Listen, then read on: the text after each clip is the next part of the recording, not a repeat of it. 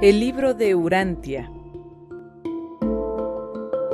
Dedicado con gratitud y cariño a mi amiga María Esther Paulo Farías.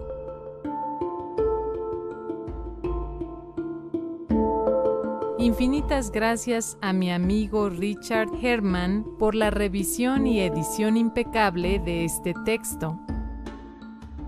El libro de Urantia, documento 50. Los príncipes planetarios.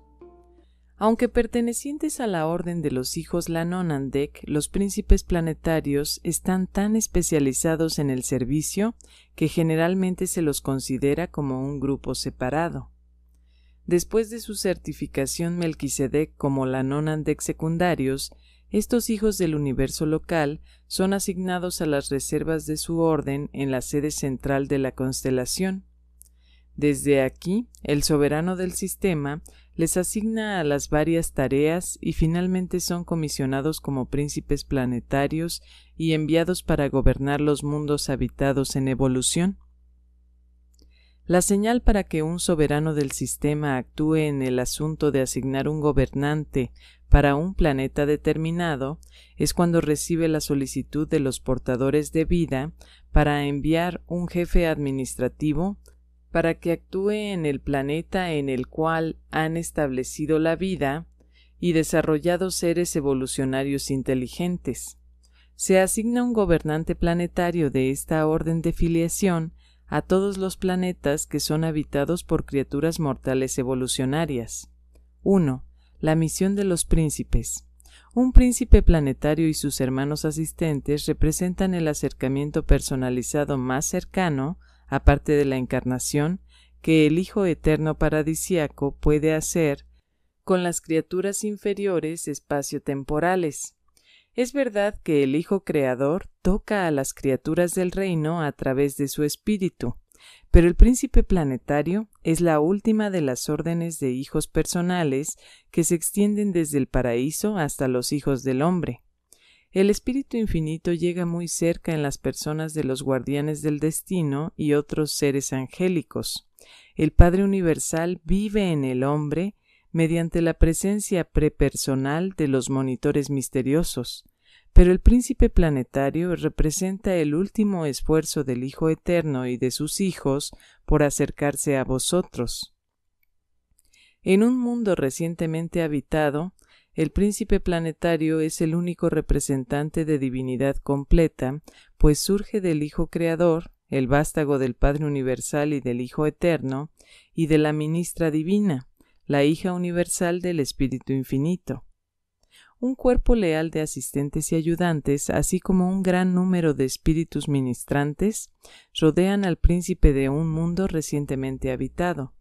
Pero los cuerpos dirigentes de dichos mundos nuevos deben ser de las órdenes más bajas de los administradores de un sistema para asegurar que sean compasivos y comprensivos en forma innata de los problemas y dificultades planetarios.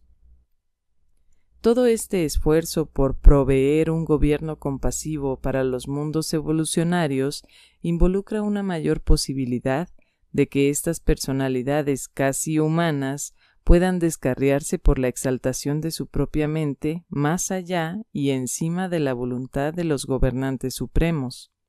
Estando completamente solos como representantes de la divinidad en los planetas específicos, estos hijos pasan duras pruebas y Nevadon ha sufrido el infortunio de varias rebeliones.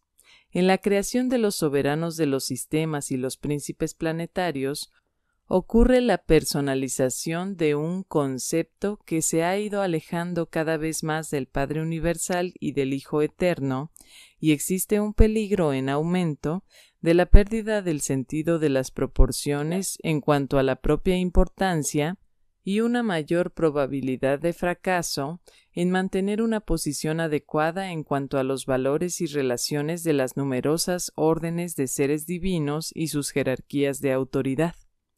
El hecho de que el Padre no esté presente personalmente en el universo local también impone cierta prueba de fe y lealtad sobre todos estos hijos. Pero estos príncipes de los mundos pocas veces fracasan en su función de organización y administración de las esferas habitadas, y su triunfo facilita grandemente las misiones subsiguientes de los hijos materiales, que concurren para injertar las formas más elevadas de vida de criatura en los hombres primitivos de los mundos. Su gobierno también hace mucho para preparar los planetas para los hijos de Dios paradisíacos, que posteriormente vienen para juzgar los mundos y para inaugurar las dispensaciones sucesivas. 2. La administración planetaria. Todos los príncipes planetarios están bajo la jurisdicción administrativa universal de Gabriel, el jefe ejecutivo de Micael, mientras en cuanto a la autoridad inmediata están sujetos a los mandatos ejecutivos de los soberanos del sistema. Los príncipes planetarios pueden solicitar en cualquier momento el asesoramiento de los Melquisedec, sus instructores y patrocinadores previos, pero no se les exige arbitrariamente que soliciten dicha ayuda, y si este asesoramiento no es pedido voluntariamente, los Melquisedec no interfieren en la administración planetaria. Estos gobernantes de los mundos también pueden solicitar el consejo de los 24 consejeros reunidos de los mundos de auto-otorgamiento en el sistema. En Satania, estos consejeros son presentemente todos nativos de Urantia. Existe un concilio análogo de 70 en la sede central de la constelación, también seleccionados entre los seres evolucionarios de los reinos. El gobierno de los planetas evolucionarios durante sus carreras iniciales y no establecidas es en su mayor parte autocrático. Los príncipes planetarios organizan sus grupos especializados de asistentes, seleccionándolos de su cuerpo de auxiliares planetarios. Generalmente se rodean de un concilio supremo de 12, pero este es seleccionado y está constituido en forma variable en los diferentes mundos. Un príncipe planetario también puede tener como ayudantes a uno o más de la tercera orden de su propio grupo de filiación y a veces en ciertos mundos uno de su propia orden, un asociado secundario Lanonandek. El séquito completo de un gobernante mundial consiste en personalidades del espíritu infinito y ciertos otros tipos de seres evolucionados más elevados y mortales ascendentes de otros mundos. Este séquito está constituido en término medio por aproximadamente 1000 seres, y a medida que progresa, el planeta se puede aumentar este cuerpo de auxiliares hasta 100,000 o más. En todo momento en que se sienta la necesidad de más ayudantes, los príncipes planetarios tan solo tienen que solicitar de sus hermanos, los soberanos del sistema, y la petición es otorgada inmediatamente. Los planetas varían ampliamente en su naturaleza, organización y administración, pero todos proveen tribunales de justicia. El sistema judicial de un universo local tiene sus orígenes en los tribunales de un príncipe planetario, que están presididos por un miembro de su séquito personal. Los decretos de estos tribunales reflejan una actitud altamente paternal y discrecionaria. Todos los problemas que incluyen más que la reglamentación de los habitantes planetarios están sujetos a apelación a los tribunales más altos, pero se regulan los asuntos de su dominio mundial en gran parte de acuerdo con la discreción personal del príncipe. Las comisiones conciliadoras ambulantes sirven y suplementan a los tribunales planetarios, y tanto los controladores espirituales como los físicos están sujetos a los dictámenes de estos conciliadores. Pero no se lleva a cabo ninguna ejecución arbitraria sin el consentimiento del Padre de la constelación, porque los Altísimos gobiernan en los reinos de los hombres. Los controladores y transformadores de asignación planetaria también pueden colaborar con los ángeles y con otras órdenes de seres celestiales, haciendo visibles estas personalidades a las criaturas mortales. En ocasiones especiales, los auxiliares seráficos y aún los Melquisedec pueden hacerse visibles a los habitantes de los mundos evolucionarios y así lo hacen. La razón principal de traer ascendentes mortales desde la capital del sistema como parte del séquito del príncipe planetario es para facilitar la comunicación con los habitantes del reino. 3. El séquito corpóreo del príncipe.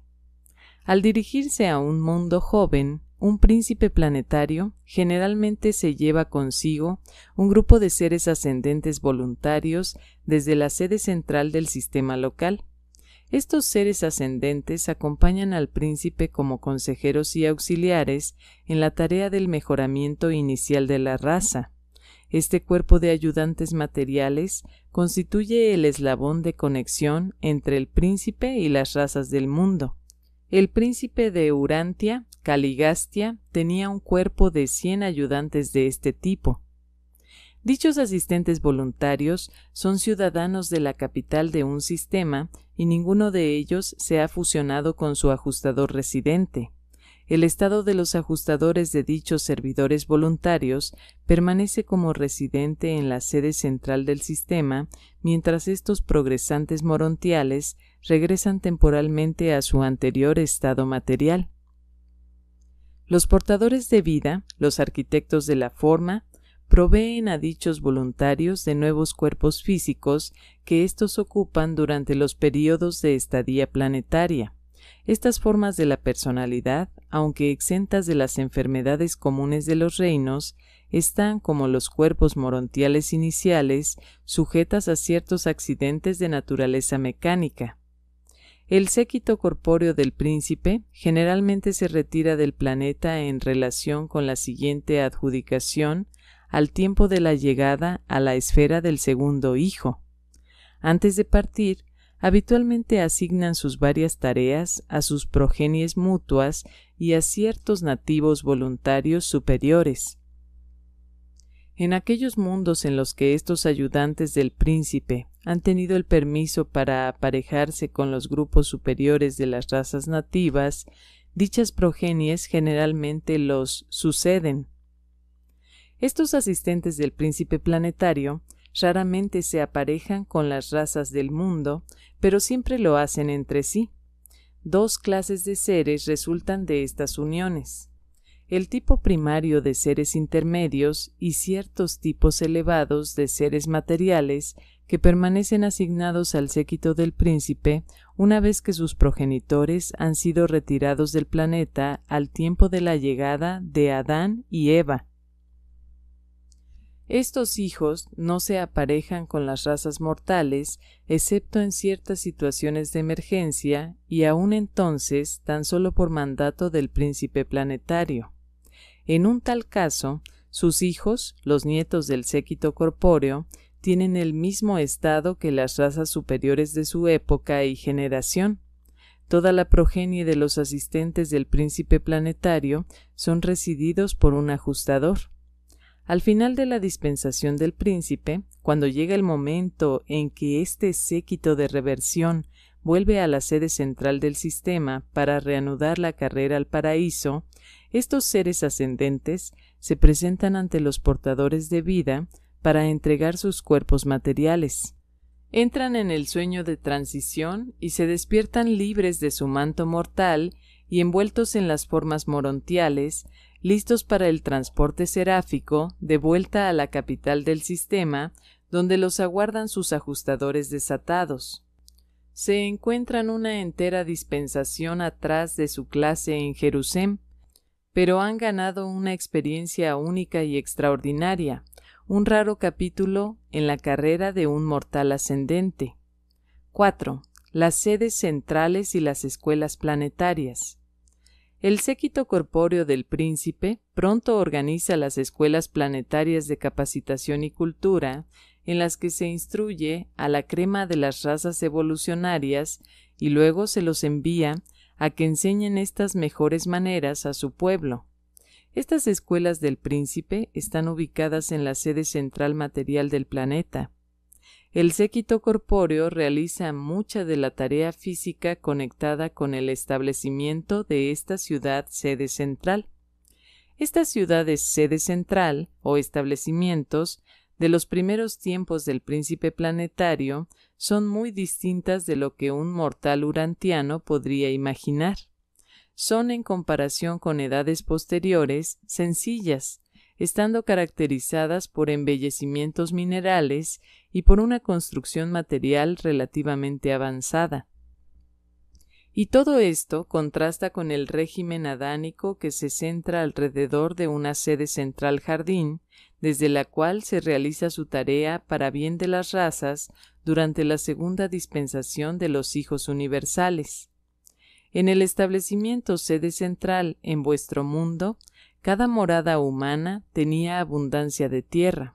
Aunque las remotas tribus seguían cazando y cosechando alimento, los estudiantes y maestros en las escuelas del príncipe eran todos agricultores y horticultores. El tiempo se dividía en forma aproximadamente equivalente entre las siguientes actividades. 1. Tarea física. Labranza de la tierra asociada con embellecimiento y construcción de viviendas. 2. Actividades sociales. Representación de obras y agrupaciones sociales culturales. 3. Aplicación instruccional. Instrucción individual en relación con la enseñanza del grupo familiar, suplementada por clases de capacitación especializada. 4. Capacitación vocacional.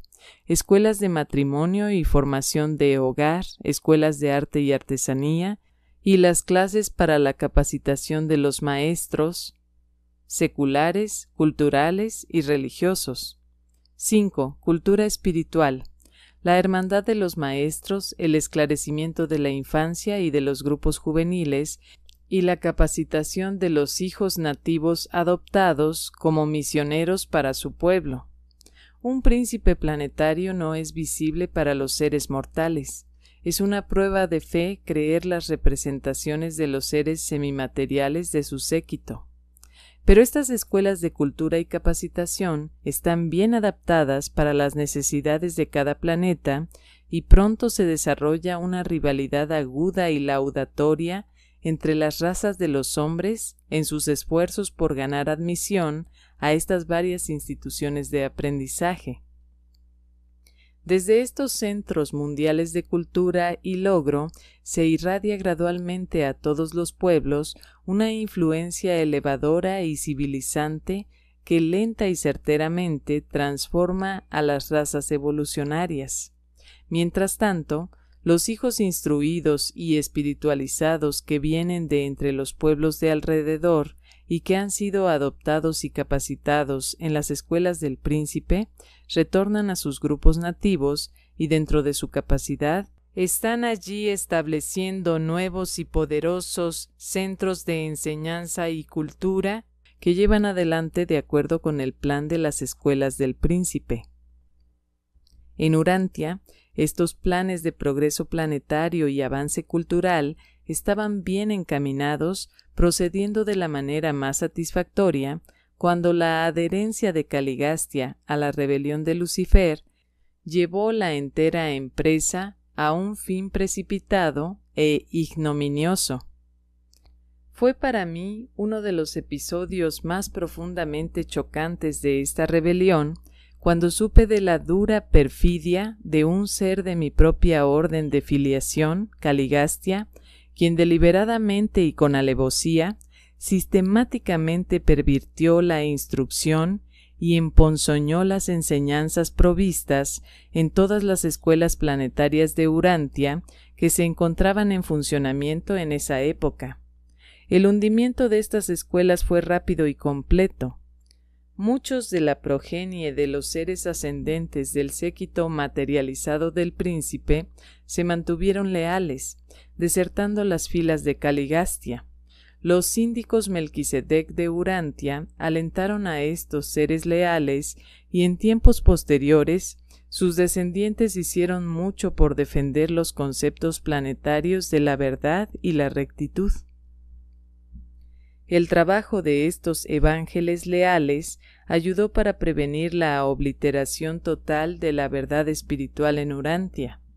Estas almas valerosas y sus descendientes mantuvieron vivo cierto conocimiento del gobierno del Padre y preservaron para las razas del mundo el concepto de las dispensaciones planetarias sucesivas de las distintas órdenes de los hijos divinos. 5. La civilización progresiva. Los príncipes leales de los mundos habitados están permanentemente vinculados con los planetas de su asignación original. Los hijos paradisíacos y sus dispensaciones pueden ir y venir, pero un príncipe planetario triunfante continúa siendo el gobernante de su reino. Su tarea es totalmente independiente de las misiones de los hijos más elevados, siendo designado a fomentar el desarrollo de la civilización planetaria. El progreso de la civilización poco se asemeja entre dos planetas determinados. Los detalles del desarrollo de la evolución mortal son muy diferentes en numerosos mundos distintos. A pesar de estas muchas diversificaciones de desarrollo planetario en las líneas físicas, intelectuales y sociales, todas las esferas evolucionarias progresan en ciertas direcciones bien definidas. Bajo el gobierno benigno de un príncipe planetario, aumentado por los hijos materiales y puntualizado por las misiones periódicas de los hijos paradisíacos, las razas mortales en un mundo espacio-temporal promedio pasarán sucesivamente a través de las siguientes 7 épocas de desarrollo. 1. La época de nutrición. Las criaturas prehumanas y las razas de los albores del hombre primitivo se ocupan principalmente de los problemas de alimentación. Estos seres evolutivos pasan su tiempo en buscar alimento o en luchar, ofensiva o defensivamente. La búsqueda del alimento es fundamental en la mente de estos antepasados primitivos de la civilización subsiguiente. 2. La edad de la seguridad. En cuanto el cazador primitivo puede escatimar un poco de su tiempo en la búsqueda de alimento, lo dedica a aumentar su seguridad. Más y más atención se dedica a la técnica de la guerra. Se fortifican las viviendas y se solidifican los clanes mediante el mutuo temor e inculcando el odio a los grupos ajenos. La autopreservación es la tendencia que siempre sigue al automantenimiento. 3. La era de la comodidad material. Una vez que se solucionan parcialmente los problemas alimenticios y se obtiene cierto grado de seguridad, se utiliza el tiempo adicional para promover la comodidad personal. El lujo compite con la necesidad en ocupar el centro del escenario en las actividades humanas. Dicha edad, demasiado frecuentemente, está caracterizada por la tiranía, la intolerancia, la glotonería y la embriaguez. Los elementos más débiles de las razas tienden hacia los excesos y la brutalidad. Gradualmente estos seres débiles, que buscan el placer, son subyugados por los elementos más fuertes y amantes de la verdad de la civilización en avance. 4. La búsqueda del conocimiento y la sabiduría. El alimento, la seguridad, el placer y la recreación proveen los cimientos para el desarrollo de la cultura y la diseminación del conocimiento.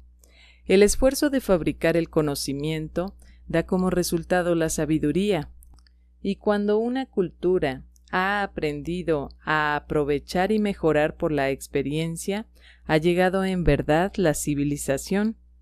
El alimento, la seguridad y la comodidad material aún dominan la sociedad, pero muchos individuos con visión tienen hambre de conocimiento y sed de sabiduría. Todos los niños tienen la oportunidad de aprender haciendo.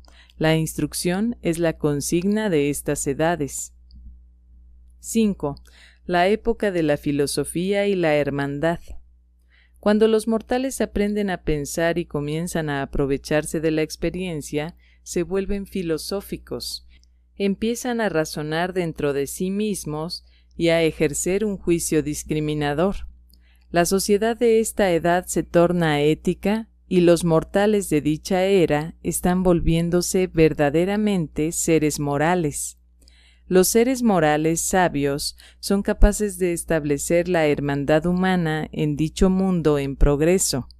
Los seres éticos y morales pueden aprender cómo vivir de acuerdo con la regla de oro. 6. La edad de la lucha espiritual. Cuando los mortales evolutivos han pasado a través de las etapas física, intelectual y social del desarrollo, tarde o temprano logran aquellos niveles de discernimiento personal que los impulsan a buscar las satisfacciones espirituales y las comprensiones cósmicas.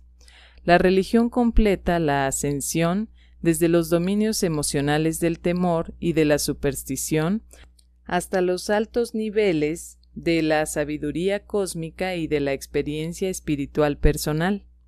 La instrucción aspira al logro de los significados y la cultura afierra las relaciones cósmicas y los verdaderos valores. Estos mortales evolutivos son verdaderamente cultos, genuinamente instruidos y exquisitamente conocedores de Dios. 7. La era de luz y vida. Este es el florecimiento de edades sucesivas de seguridad física, expansión intelectual, cultura social y logro espiritual. Estos logros humanos están ahora mezclados, asociados y coordinados en unidad cósmica y servicio altruista. Dentro del marco de la naturaleza finita y de las dotes materiales, no hay límites a las posibilidades de logro evolucionario de las generaciones en avance que sucesivamente viven en estos mundos excelsos y establecidos del tiempo y del espacio. Después de servir sus esferas a través de las dispensaciones sucesivas de la historia mundial y las épocas progresistas del avance planetario, los príncipes planetarios son elevados a la posición de soberanos planetarios en el momento de la inauguración de la era de luz y vida. 6. La cultura planetaria. El aislamiento de Urantia imposibilita emprender la presentación de muchos detalles de la vida y el medio ambiente de vuestros vecinos en Satania. En estas presentaciones nos limitan la cuarentena planetaria y el aislamiento del sistema. Estas restricciones han de guiarnos en todos nuestros esfuerzos por esclarecer a los mortales urantianos, pero dentro de lo que está permitido. Se os ha instruido sobre el progreso de un mundo evolucionario promedio y podéis comparar dicha carrera mundial con la condición actual de Urantia. El desarrollo de la civilización en Urantia no ha sido tan distinto del de otros mundos que han sufrido el infortunio del aislamiento espiritual. Pero si se lo compara con los mundos leales del universo, vuestro planeta aparece altamente confuso y grandemente retardado en todas las fases de progreso intelectual y logro espiritual. Debido a vuestras desgracias planetarias, es poco lo que los urantianos pueden comprender sobre la cultura de los mundos normales. Pero no debéis imaginar los mundos evolucionarios, ni siquiera los más ideales, como esferas en las que la vida es un lecho de flores de facilidad. La vida inicial de las razas mortales siempre va acompañada de luchas. El esfuerzo y la decisión son parte esencial de la adquisición de los valores de supervivencia. La cultura presupone cierta calidad de mente. No se puede enaltecer la cultura hasta que sea elevada la mente. El intelecto superior busca una cultura noble y encuentra alguna manera de llegar a esa meta. Las mentes inferiores desprecian la cultura más elevada, aunque ésta se les presente ya formada. Mucho depende también de las misiones sucesivas de los hijos divinos y del grado de esclarecimiento que reciben las edades de sus respectivas dispensaciones.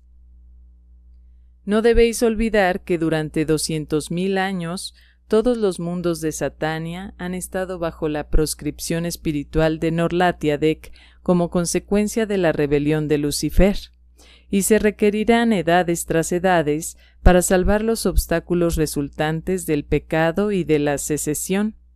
Vuestro mundo aún sigue una carrera irregular y escalonada como resultado de la doble tragedia de un príncipe planetario rebelde y un hijo material en falta.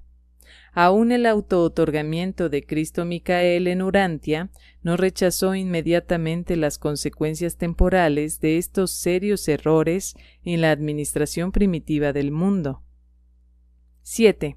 Las recompensas del aislamiento. A primera vista parecería que Urantia y los mundos aislados asociados fueran altamente desafortunados por haber sido privados de la presencia y la influencia benéficas de personalidades superhumanas tales como el príncipe planetario y un hijo e hija materiales. Pero el aislamiento de estas esferas ofrece a sus razas una oportunidad única para ejercer la fe y para desarrollar una calidad peculiar de confianza en la confiabilidad cósmica que no depende de la vista ni de otras consideraciones materiales. Es posible que resulte finalmente que las criaturas mortales que provienen de los mundos en cuarentena, debido a la rebelión, sean extremadamente afortunados. Hemos descubierto que muy pronto se confía a estos seres ascendentes numerosas asignaciones especiales en empresas cósmicas en las que una fe incuestionable y una confianza sublime son esenciales para su logro. En Jerusalén, los seres ascendentes de estos mundos aislados ocupan un sector residencial propio y se les conoce con el nombre de Agondonters, lo cual significa criaturas volitivas evolucionarias que pueden creer sin ver, perseverar aun cuando están aisladas y triunfar sobre dificultades insuperables aun cuando están a solas. Este grupo funcional de los agondonteros persiste a través de la ascensión en el universo local y la travesía del superuniverso. Desaparece durante la estadía en Jabona, pero vuelve a reaparecer prontamente en el momento del logro del paraíso y persiste definitivamente en el cuerpo de la finalidad mortal. Tavamantia es un agondonter de estado finalista, habiendo sobrevivido de una de las esferas en cuarentena comprendidas en la primera rebelión que sucedió en los universos del tiempo y del espacio. A través de toda la carrera del paraíso, la recompensa sigue al esfuerzo, tal como el resultado sigue a las causas. Estas recompensas separan al individuo del promedio, proveen una diferencial en las experiencias de las criaturas y contribuyen a la versatilidad de las realizaciones últimas en el cuerpo colectivo de los finalistas. Presentado por un hijo Lanonandek secundario del cuerpo de reserva.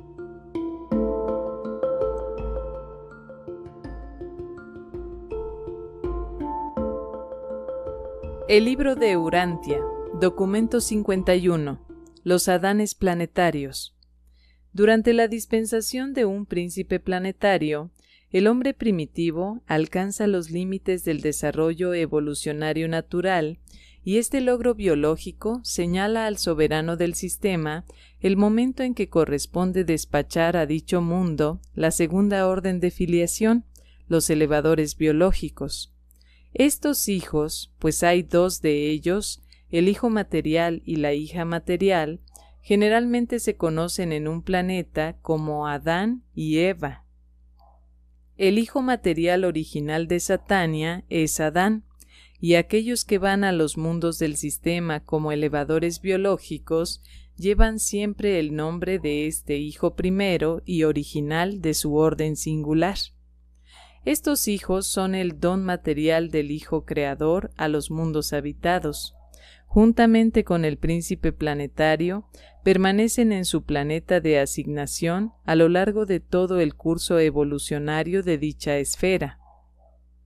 Esta aventura no representa grandes peligros en un mundo que tiene un príncipe planetario, pero en un planeta apóstata, un reino sin gobernante espiritual y privado de comunicación interplanetaria, dicha misión va acompañada de grave peligro. Aunque no podéis esperar conocerlo todo sobre la tarea de estos hijos en todos los mundos de Satania y otros sistemas, otros documentos describen más plenamente la vida y experiencias de esta interesante pareja, Adán y Eva, que vinieron de los cuerpos de elevadores biológicos de Jerusalén para elevar las razas urantianas. Aunque ocurrió un fracaso de los planes ideales para el mejoramiento de vuestras razas nativas, sin embargo, la misión de Adán no fue en vano. Urantia se ha beneficiado inmensurablemente del don de Adán y Eva, y entre sus semejantes y en sus concilios en lo alto, su contribución no se considera una pérdida total. 1. El origen y la naturaleza de los hijos materiales de Dios.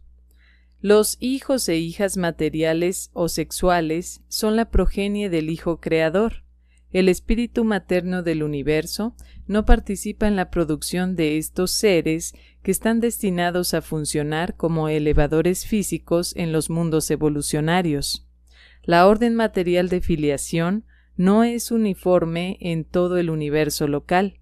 El Hijo Creador produce tan solo una pareja de estos seres en cada sistema local.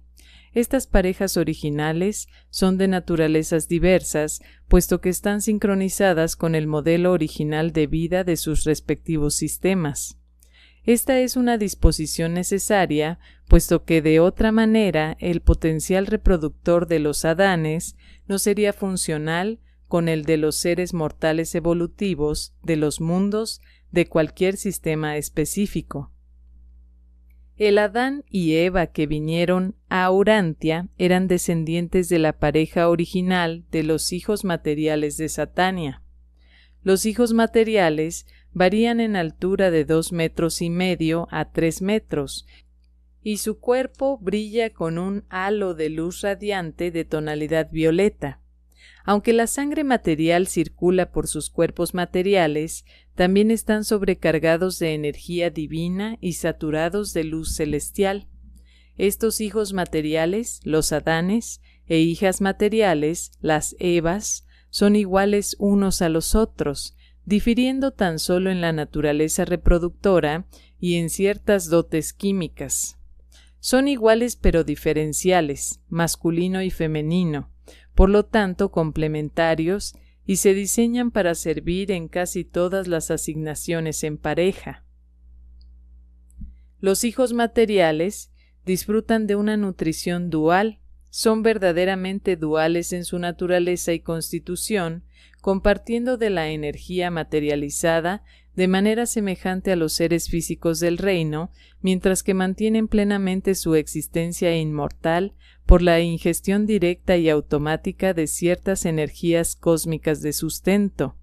Si fracasan en una misión de asignación, o aun si se rebelan consciente y deliberadamente, estos hijos son aislados, se corta la conexión con la fuente universal de luz y vida. En ese momento se vuelven prácticamente seres materiales, destinados al curso de la vida material en el mundo de su asignación y obligados a presentarse ante los magistrados universales para su adjudicación. La muerte material finalmente terminará la carrera planetaria de dichos hijos e hijas materiales, desafortunados y tontos. Los Adanes y Evas originales, los directamente creados, son inmortales por dote inherente, tal como todas las demás órdenes de filiación universal local, pero una disminución del potencial de inmortalidad caracteriza a sus hijos e hijas. Esta pareja original no puede transmitir inmortalidad incondicionada a sus hijos e hijas procreados. Su progenie depende para continuar la vida de una sincronía intelectual ininterrumpida con el circuito gravitacionario de mente del espíritu. Desde la inauguración del sistema de Satania, se han perdido 13 Adanes planetarios por rebelión y faltas, y 681.204 en posiciones subordinadas de confianza. La mayoría de estas traiciones ocurrió en la época de la rebelión de Lucifer. Mientras viven como ciudadanos permanentes en las capitales del sistema y aun cuando actúan en misiones descendentes a los planetas evolucionarios, los hijos materiales no poseen un ajustador del pensamiento, pero es a través de estos mismos servicios que adquieren la capacidad por sus experiencias para que los resida un ajustador y para participar de la carrera de ascensión al paraíso. Estos seres singulares y maravillosamente útiles son el eslabón que vincula el mundo espiritual con el mundo físico. Se encuentran en las sedes centrales del sistema, allí donde se reproducen y se conducen como ciudadanos materiales del reino y de donde son enviados a los mundos evolucionarios. A diferencia de otros hijos creados de servicio planetario, la orden material de filiación no es, por su naturaleza, invisible a las criaturas materiales como los habitantes de Urantia. Estos hijos de Dios pueden ser vistos, comprendidos y pueden a su vez realmente entremezclarse con las criaturas del tiempo. Podrían aún procrear con ellas, aunque esta función de elevación biológica generalmente corresponde a la progenie de los Adanes planetarios. En Jerusalén, los hijos leales de un Adán y Eva son inmortales, pero la progenie de un hijo e hija materiales procreada posteriormente a su llegada en un planeta evolucionario no es del mismo modo inmune de la muerte natural. Cuando estos hijos son rematerializados para la función reproductora en un mundo evolucionario, ocurre un cambio en el mecanismo transmisor de la vida. Los portadores de vida por diseño privan a los Adanes y Evas planetarios del poder de engendrar hijos e hijas inmortales. Si no cometen faltas, Adán y Eva en una misión planetaria pueden vivir indefinidamente, pero dentro de ciertos límites sus hijos experimentan una longevidad en disminución en cada generación subsiguiente. 2. El tránsito de los Adanes planetarios. Al recibir la noticia de que otro mundo habitado ha logrado la altura de la evolución física, el soberano del sistema convoca al cuerpo de hijos e hijas materiales a la capital del sistema y después de hablar de las necesidades de dicho mundo evolucionario, dos del grupo de voluntarios, un Adán y una Eva del cuerpo decano de los hijos materiales, son seleccionados para emprender la aventura, someterse al sueño profundo preparatorio para ser enserafinados y transportados de su hogar de servicio asociado al nuevo reino de nuevas oportunidades y nuevos peligros. Los Adanes y las Evas son criaturas semimateriales y como tales los serafines no los pueden transportar. Deben someterse a la desmaterialización en la capital del sistema antes de poder ser enserafinados para el transporte al mundo de asignación. Los serafines de transporte son capaces de efectuar en los hijos materiales y en otros seres semimateriales cambios tales como para permitirles ser enserafinados y por lo tanto ser transportados a través del espacio de un mundo o sistema a otro. Se requieren aproximadamente 3 días de tiempo estándar para la preparación de este transporte y la cooperación de un portador de vida para reintegrar esta criatura desmaterializada a la existencia normal cuando llega al fin del viaje de transporte seráfico.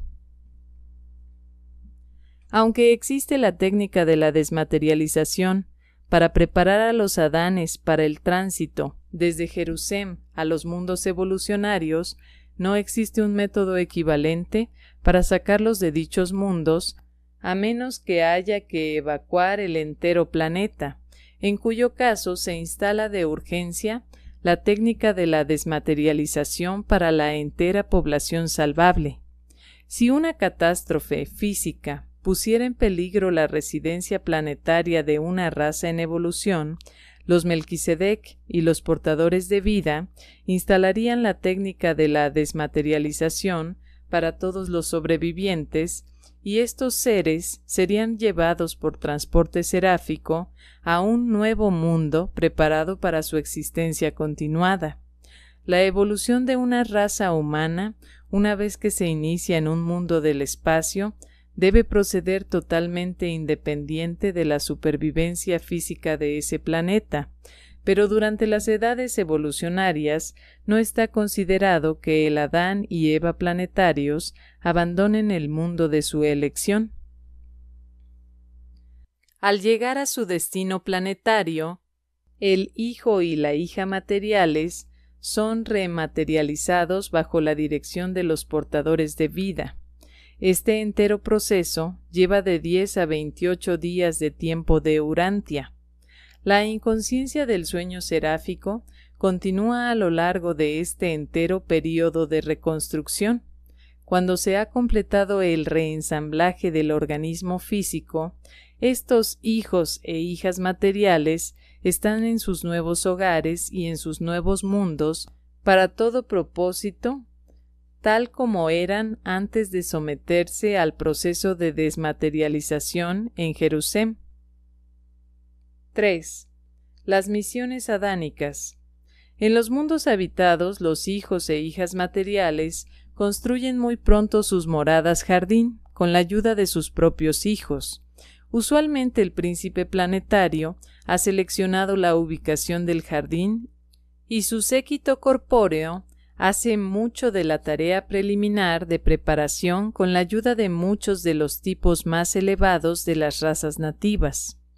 Estos jardines del Edén se llaman así en honor de Edentia, la capital de la constelación, y porque se modelan de acuerdo con la grandeza botánica del mundo sede central de los Padres Altísimos. Estas moradas jardín usualmente están ubicadas en una sección apartada de una zona cerca de los trópicos. Son creaciones maravillosas en un mundo promedio.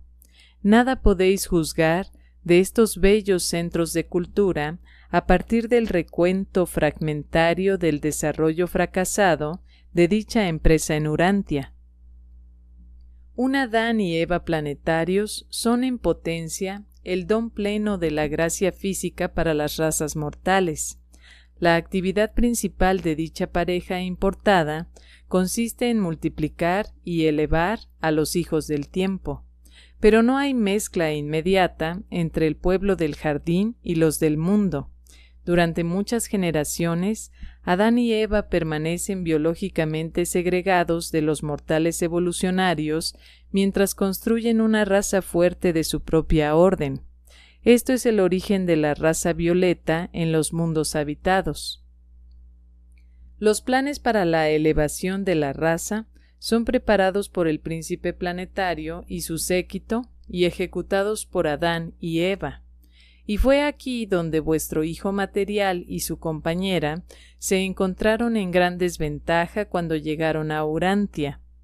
Caligastia ofreció hábil y eficaz oposición a la misión adánica, y a pesar de que los síndicos Melquisedec de Urantia habían debidamente advertido tanto a Adán como a Eva sobre los peligros planetarios inherentes a la presencia del príncipe planetario rebelde, este archirrebelde, mediante una astuta estratagema, le ganó a la pareja edénica y los hizo caer en una trampa de violación del convenio de su fideicomiso como gobernantes visibles de vuestro mundo.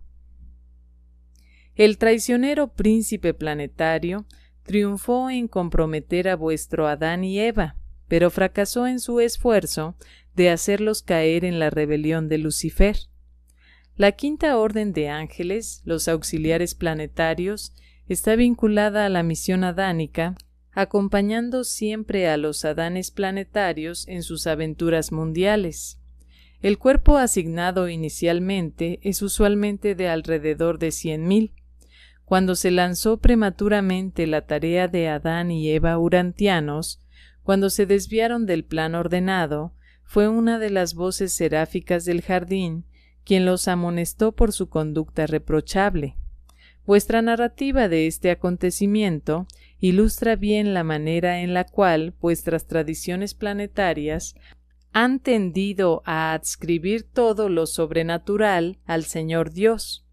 Debido a esto, los urantianos frecuentemente se sienten confundidos en cuanto a la naturaleza del Padre Universal, puesto que tan generalmente se le han atribuido las palabras y acciones de todos sus asociados y subordinados. En el caso de Adán y Eva, el ángel del jardín no era sino el jefe de los auxiliares planetarios en servicio por entonces. Este serafín, Solonia, proclamó el fracaso del plan divino y solicitó el regreso de los síndicos Melquisedec a Urantia. Los seres intermedios secundarios son característicos de las misiones adánicas. Como ocurre con el séquito corpóreo del príncipe planetario, los descendientes de los hijos e hijas materiales son de dos órdenes, sus niños físicos y la orden secundaria de seres intermedios. Estos ministros planetarios materiales, pero generalmente invisibles, contribuyen mucho al avance de la civilización y aun a que se sometan las minorías insubordinadas que puedan buscar socavar el desarrollo social y el progreso espiritual.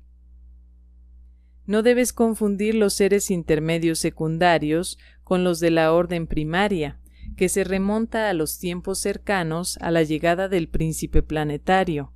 En Urantia, la mayoría de estos seres intermedios anteriores entró en rebelión con Caligastia y desde Pentecostés han estado internados. Muchos seres del grupo adánico que no permanecieron leales a la administración planetaria fueron internados de la misma manera. En el día de Pentecostés, los seres intermedios primarios y secundarios se aliaron voluntariamente y han actuado como una unidad en los asuntos mundiales desde entonces. Sirven bajo el liderazgo de seres intermedios leales, alternativamente seleccionados de ambos grupos. Vuestro mundo ha sido visitado por 4 órdenes de filiación: Caligastia, el príncipe planetario; Adán y Eva, de los hijos materiales de Dios; Maquiventa Melquisedec, el sabio de Salem en los días de Abraham; y Cristo Micael, que vino como hijo encarnado paradisiaco. Cuánto más efectivo y hermoso hubiese sido el proceso si Micael, el gobernante supremo del universo de Nevadon, hubiera sido recibido en vuestro mundo por un príncipe planetario leal y eficiente y un hijo material devoto y triunfador, los dos que podrían haber hecho tanto para realzar la obra principal y la misión del hijo de autootorgamiento. Pero no todos los mundos han sido siempre tan desafortunados como Urantia, ni tampoco las misiones de los Adanes planetarios han sido tan difíciles y tan peligrosas. Cuando triunfan, contribuyen al desarrollo de un gran pueblo, continuando como las cabezas visibles de los asuntos planetarios aún más allá de la era cuando tal mundo se establece en luz y vida. 4. Las 6 razas evolucionarias. La raza dominante durante las primeras eras de los mundos habitados es la del hombre rojo, el que es ordinariamente el primero en alcanzar niveles humanos de desarrollo. Pero mientras el hombre rojo es la raza de mayor rango de los planetas, los siguientes pueblos de color comienzan a hacer sus apariciones muy temprano en la era del surgimiento mortal. Las primeras razas son de alguna manera superiores a las posteriores. El hombre rojo se coloca muy arriba de la raza índiga, negra. Los portadores de vida imparten la dotación completa de las energías vivientes a la raza inicial o raza roja, y cada manifestación evolucionaria sucesiva de un grupo distinto de mortales representa una variación a costa de la concesión original. Aún la estatura mortal tiende a disminuir desde el hombre rojo hasta la raza índiga, aunque en Urantia aparecieron rasgos inesperados de gigantismo entre los pueblos verde y anaranjado. En aquellos mundos que tienen las 6 razas evolucionarias, los pueblos superiores son la raza primera, la tercera y la quinta, la roja, la amarilla y la azul. Las razas evolucionarias, en consecuencia, alternan en su capacidad para el crecimiento intelectual y el desarrollo espiritual, siendo la segunda, la cuarta y la sexta de alguna manera menos dotadas. Estas razas secundarias son las que faltan en ciertos mundos, son las que han sido exterminadas en muchos otros. Es desafortunado que en Urantia hayáis perdido tan notablemente a vuestros superiores hombres azules, excepto en cuanto persisten en vuestra amalgamada raza blanca. La pérdida de vuestros linajes naranja y verde no es asunto muy grave. La evolución de 6 o de 3 razas de color, aunque pareciera deteriorar la dotación original del hombre rojo, provee ciertas variaciones muy deseables en los tipos mortales y logra una expresión de otra manera inalcanzable de los diversos potenciales humanos. Estas modificaciones son beneficiosas para el progreso de la humanidad como un todo, a condición de que sean posteriormente mejoradas por la raza adánica importada, es decir, la raza violeta. En Urantia, este plan normal de amalgama no se realizó extensamente y este fracaso en la ejecución del plan de evolución racial os impide entender mucho sobre el estado de estos pueblos en un planeta habitado promedio, partiendo de la observación de los restos de estas primeras razas en vuestro mundo. En los primeros días de la evolución racial, los hombres rojos, los amarillos y los azules tienden ligeramente a entremezclarse. Hay una tendencia similar de entremezclarse entre las razas anaranjada, verde e índiga.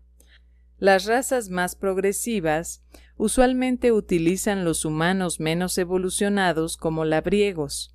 Esta es la razón del origen de la esclavitud en los planetas durante las primeras épocas.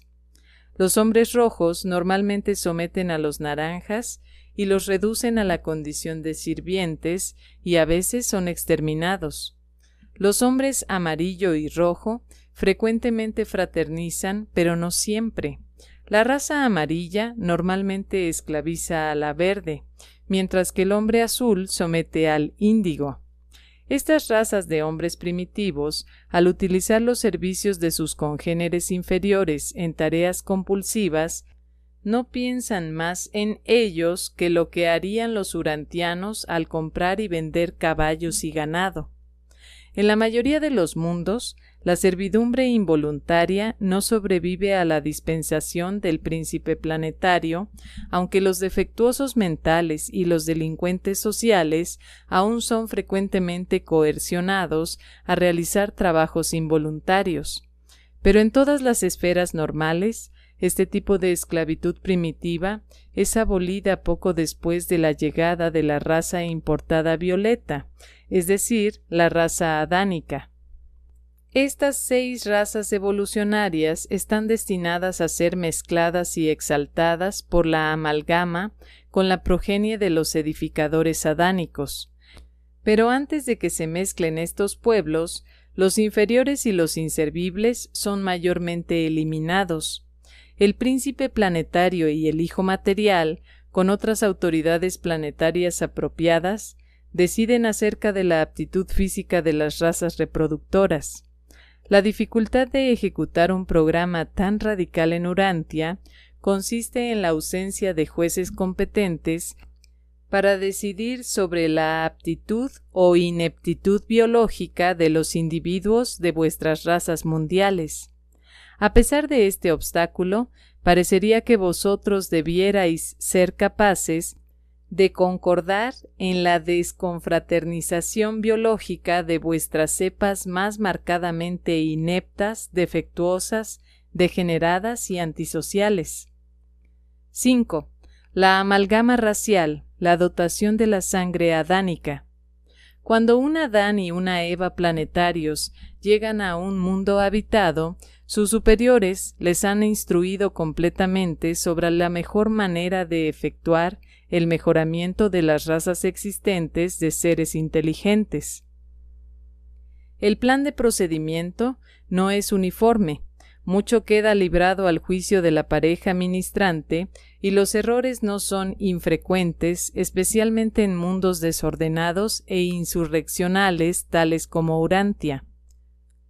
Usualmente los pueblos violetas no comienzan a amalgamarse con los nativos planetarios hasta que su propio grupo no llega a sumar más de 1 millón. Entretanto, el séquito del príncipe planetario proclama que los hijos de los dioses han bajado, tal como sucedió, para unirse con las razas del hombre, y el pueblo ansiosamente espera el día en que se anuncien los nombres de aquellos que han calificado por sus rasgos raciales superiores y que por lo tanto pueden proceder hacia el jardín del Edén y ser allí elegidos por los hijos e hijas de Adán como padres y madres evolucionarios de la orden nueva y mezclada de la humanidad. En los mundos normales, el Adán y la Eva planetarios nunca se aparean con las razas evolucionarias. Este trabajo de mejoramiento biológico es una función de la progenie adánica, pero estos adanitas no van a mezclarse con las razas. El séquito del príncipe conduce al jardín del Edén a los hombres y mujeres superiores para el apareamiento voluntario con la descendencia adánica, y en la mayoría de los mundos se considera el más alto honor ser seleccionado como candidato para el apareamiento con los hijos e hijas del jardín. Por primera vez amainan las guerras raciales y otras luchas tribales, mientras que las razas mundiales luchan cada vez más por calificar para el reconocimiento y admisión al jardín. Vosotros podríais, como máximo, tener una escasa idea de cómo esta lucha competitiva pasa a ocupar el centro de todas las actividades en un planeta normal. Este completo plan de mejoramiento racial se hundió tempranamente en Urantia. La raza violeta es un pueblo monógamo, y cada hombre o mujer que se une con los hijos e hijas adánicos promete no aceptar otros consortes e instruye a sus hijos e hijas de la misma manera. Los niños de cada una de estas uniones son instruidos y capacitados en las escuelas del príncipe planetario, después de lo cual se les permite ir en busca de la raza de su progenitor evolucionario para contraer matrimonio allí entre los grupos seleccionados de mortales superiores. Cuando este linaje de los hijos materiales se agrega a las razas evolucionarias de los mundos, se inicia una era nueva y más grande de progreso evolucionario. Después de esta efusión procreadora de habilidad importada y rasgos superevolucionarios, se produce una sucesión de avances rápidos en la civilización y en el desarrollo racial. En 100.000 años se produce más progreso que en 1 millón de años de la lucha anterior. En vuestro mundo, a pesar del malogro de los planes ordenados, se ha producido gran progreso desde el tiempo de la dotación a vuestros pueblos del plasma vital de Adán. Pero aunque los hijos de la línea pura de un jardín de Edén planetario pueden entremezclarse con los ejemplares superiores de las razas evolucionarias y así mejorar el nivel biológico de la humanidad, ¿no sería beneficioso para las cepas superiores de los mortales urantianos aparearse con las razas inferiores? Un procedimiento tan poco sabio pondría en peligro toda la civilización en vuestro mundo. Habiendo fallado en alcanzar la armonización de las razas a través de la técnica adánica, debéis ahora resolver vuestros problemas planetarios de mejoramiento racial a través de otros métodos, básicamente humanos, de adaptación y control. 6. El régimen edénico. En la mayoría de los mundos habitados, los jardines de Edén permanecen como centros culturales y siguen funcionando como modelos sociales de conducta y usanza planetaria época tras época. Aún en los tiempos primitivos, cuando los pueblos violetas están relativamente segregados, sus escuelas aceptan candidatos apropiados provenientes de las razas mundiales, mientras que los desarrollos industriales del jardín abren nuevos canales de intercambio comercial. Es así como los Adanes y Evas y su progenie contribuyen a la repentina expansión de la cultura y al rápido mejoramiento de las razas evolucionarias de sus mundos. Y la amalgama de las razas evolucionarias y los hijos de Adán aumenta y sella todas estas relaciones, resultando así en el inmediato mejoramiento del estado biológico, el despertar del potencial intelectual y el aumento de la receptividad espiritual. En mundos normales, la sede jardín de la raza violeta pasa a ser el segundo centro de la cultura mundial y juntamente con la ciudad sede del príncipe planetario, establece el ritmo para el desarrollo de la civilización.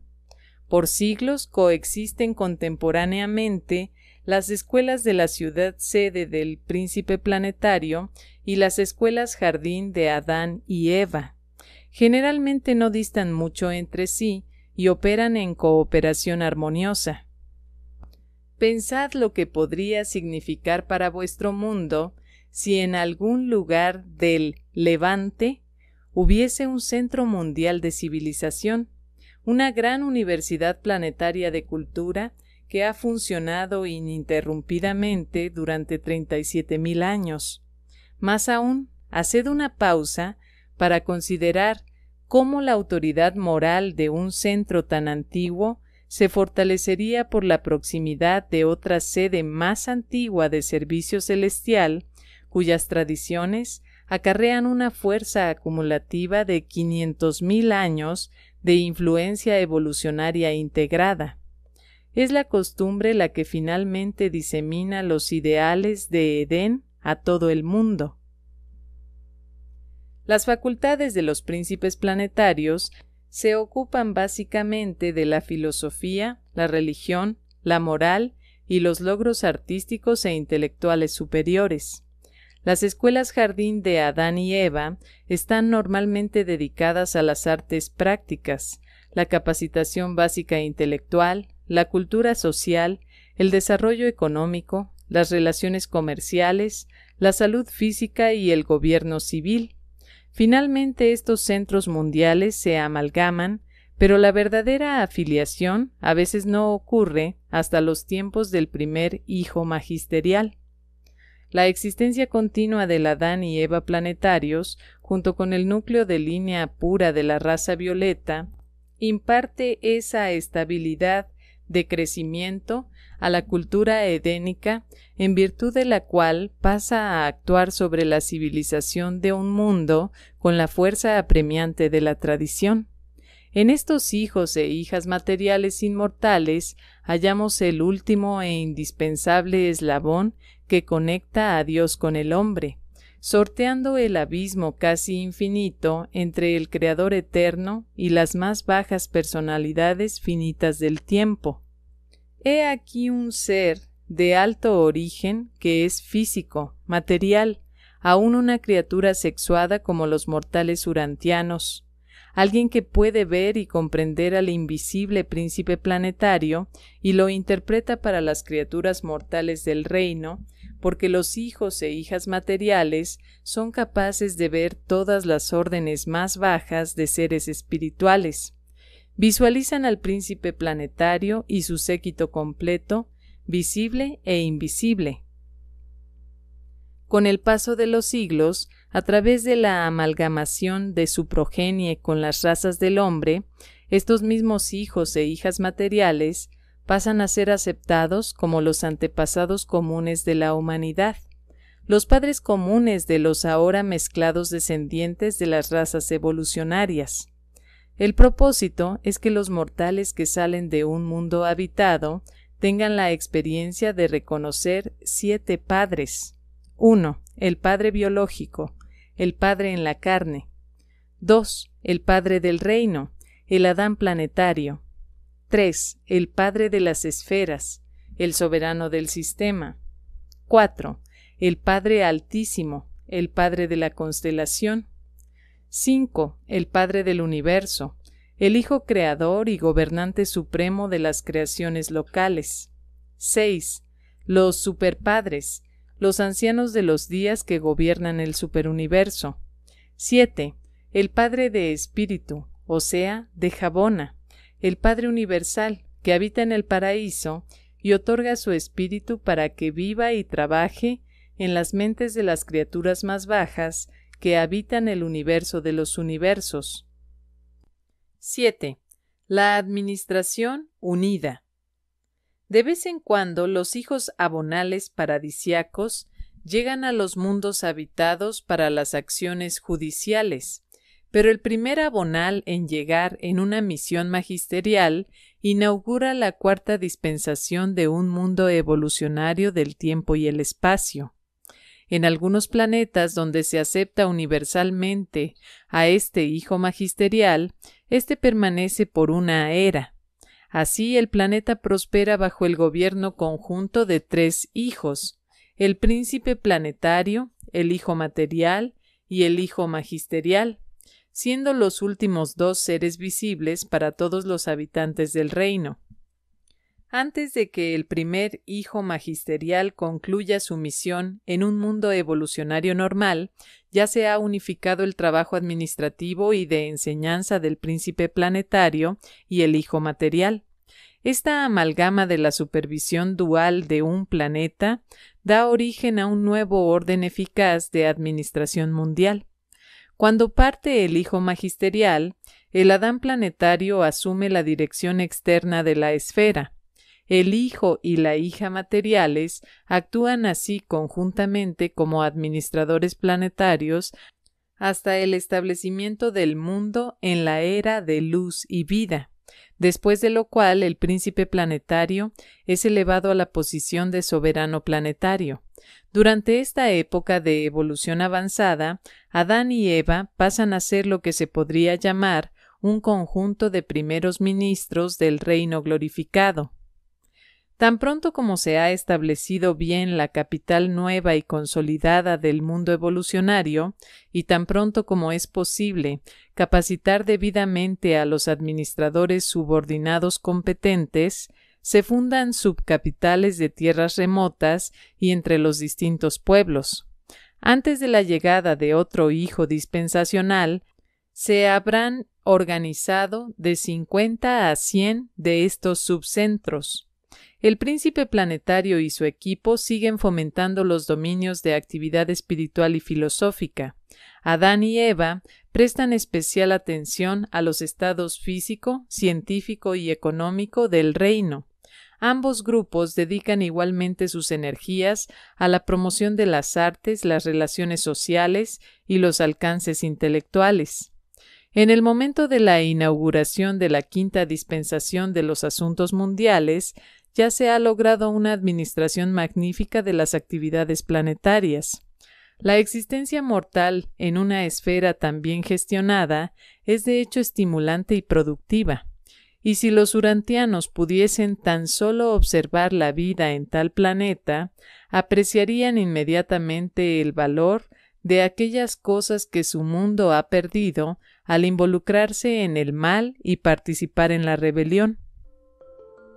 Presentado por un hijo Lanonandex secundario del cuerpo de reserva. Infinitas gracias a mis queridos amigos de Uruguay, María Esther Paulo Farías y Richard Herman. Gracias a María por su colaboración y apoyo, y a Richard por su ayuda en la revisión y edición del texto. Y gracias a ti que escuchas y que haces posible que este canal siga creciendo.